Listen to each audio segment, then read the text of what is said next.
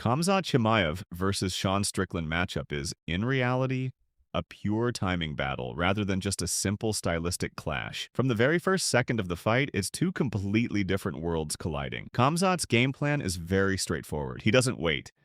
He immediately steps forward, closes the distance, and tries to drive his opponent toward the cage. His fighting style is not about building rhythm, but about destroying it. Especially in the first 2 to 3 minutes, his pressure is extremely intense. Chain takedown attempts, clinch pressure, constant contact. He doesn't allow his opponent to think. If that first wave isn't stopped, the fight can end very quickly. But Strickland is not a normal opponent in this scenario. He is not a fighter who backs up in panic.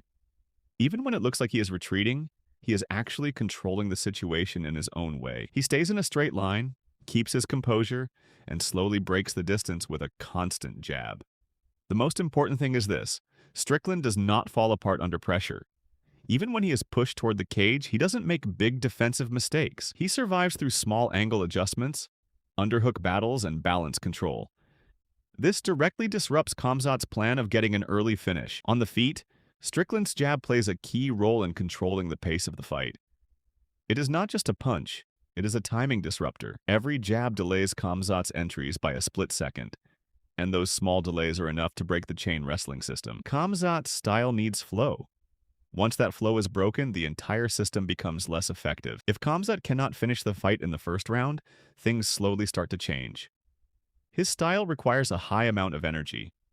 Every explosive entry costs a lot, and if those entries don't lead to a finish, the pace naturally drops. By the second round, Strickland starts to look more comfortable.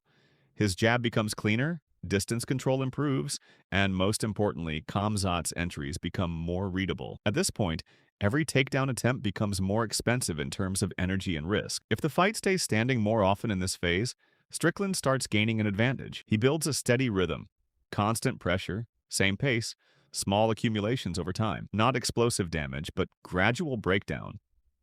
Khamzat is still dangerous, of course. One clean entry can still change the entire fight.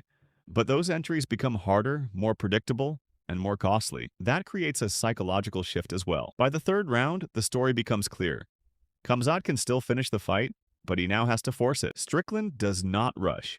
He stays at the same tempo, keeps his rhythm, and waits for mistakes. In summary, this matchup comes down to one simple idea. If Khamzat breaks him early, the fight is over. If he doesn't, Strickland drags him into his world, and in that world, he becomes extremely difficult to beat.